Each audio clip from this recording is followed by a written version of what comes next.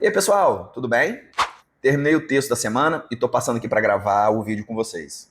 Mais uma vez, como vocês já sabem, o vídeo sobe toda segunda-feira aqui no YouTube da Ágora e os textos sobem na segunda também, no site da Ágora, LinkedIn da Ágora, Instagram da Ágora, LinkedIn e Instagram pessoais meus, tá bom? Bom, vamos lá.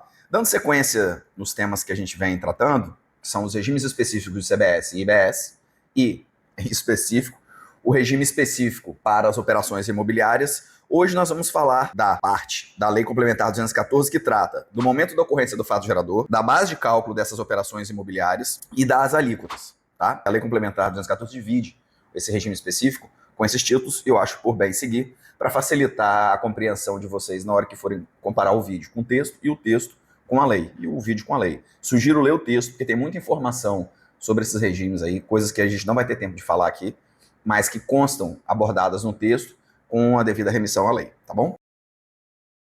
Bom, a primeira parte, que é aquela do momento da ocorrência do fato gerador das operações imobiliárias, está na seção 2 desse regime específico e consta ali no artigo 254 da Lei Complementar, tá? E trata tão somente do momento em que o fato gerador de IBS e CBS acontece para esse tipo de operações. Aí o 254 vai falar nos seus incisos. 1.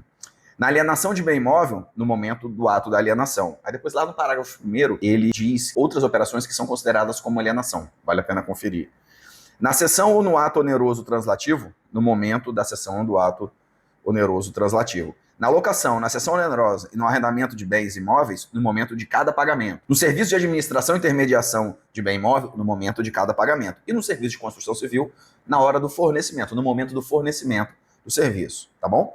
Com relação à seção 3, que trata da base de cálculo, existe uma enormidade de informações e aí eu vou tentar ser o mais objetivo possível, tá? Vocês vão entender no curso aqui. A base de cálculo, ou a prescrição sobre a base de cálculo das operações imobiliárias no regime específico do CBS e IBS é dividida em 3 subseções, que é das disposições gerais, do redutor de ajuste e do redutor social. 2 novidades aí que a gente vai falar aqui na frente. Na parte das disposições gerais, que consta aqui no artigo 255, a Lei Complementar 214 vai falar que a base de cálculo de CBS e IBS para as operações imobiliárias é o valor, aí lá vem, né, da operação da alienação do imóvel, da locação, da cessão onerosa e do arrendamento, aí ela tira, não são computados nesses casos, os tributos e os emolumentos incidentes sobre o imóvel e as despesas com condomínio, na cessão e no ato oneroso translativo ou constitutivo de direitos reais, o valor do ato ou da cessão. Das operações de administração e intermediação, o valor pago aos corretores.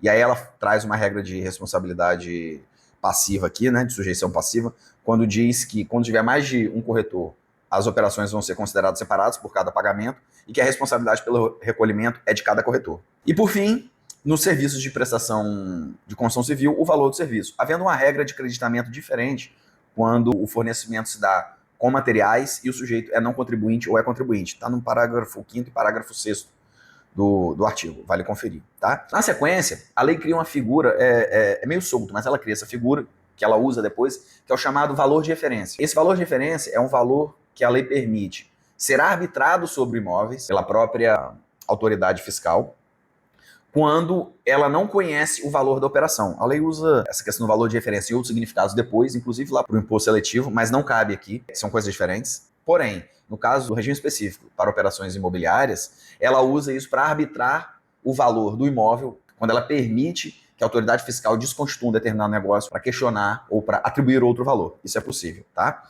E assim, só em termos gerais, esse valor de referência leva em consideração, e a lei autoriza isso, análise de preços praticados no mercado imobiliário, informações enviadas pelas administrações tributárias, informações prestadas pelos serviços registrais e notariais, localização, tipologia, destinação e data. Ou seja, é para substituir o valor dado ao imóvel numa operação onde a autoridade fiscal entenda que aquele valor foi estipulado errado, foi dado errado, ou em que não haja, tá? E a lei continua, utilizará informações do Sistema Nacional de Gestão de Informações Territoriais, o SINTER, terá resultado divulgado e disponibilizado pelo SINTER, será passível de impugnação, será utilizado como meio de prova nos casos de arbitramento do valor de operação nos termos do artigo 3º da própria lei. Enfim, é uma figura para arbitrar valor de imóveis e, necessariamente, valor de operações com imóveis em situações diversas, tá bom?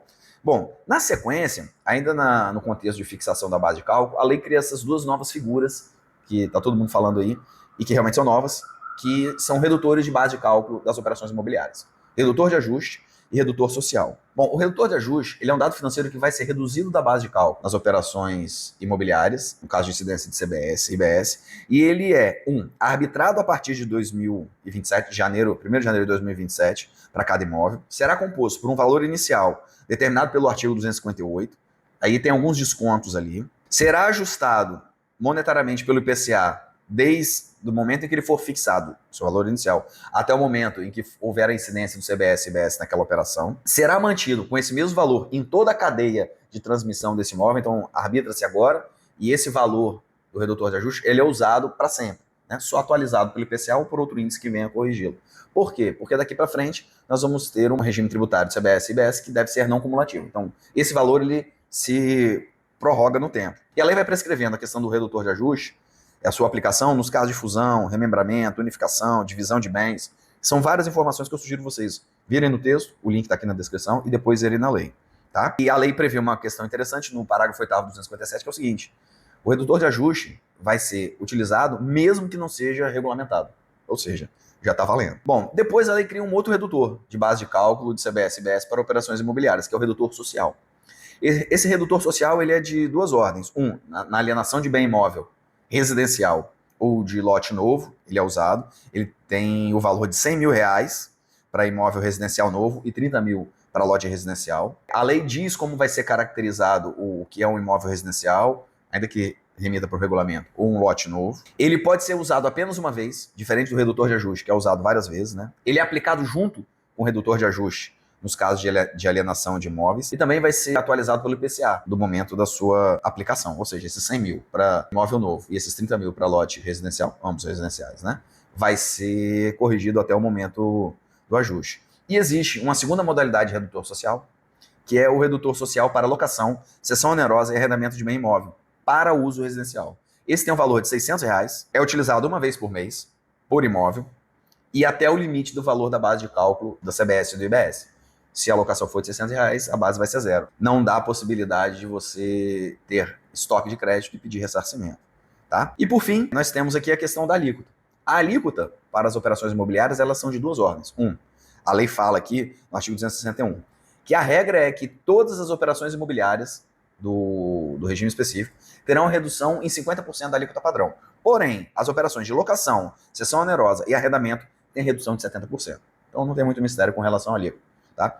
Sugiro vocês virem até o texto, ou irem até o texto, depois irem na legislação e ler o texto batendo com a lei, porque a lei traz essas informações de uma maneira desorganizada. Eu tentei sistematizar aqui e consta tudo no texto. Porém, como o vídeo é de período mais curto, não vai dar para falar tudo com especificidade. Qualquer dúvida, eu estou à disposição de vocês. Tá bom? Espero que vocês tenham gostado e tenha sido produtivo. Vamos avante.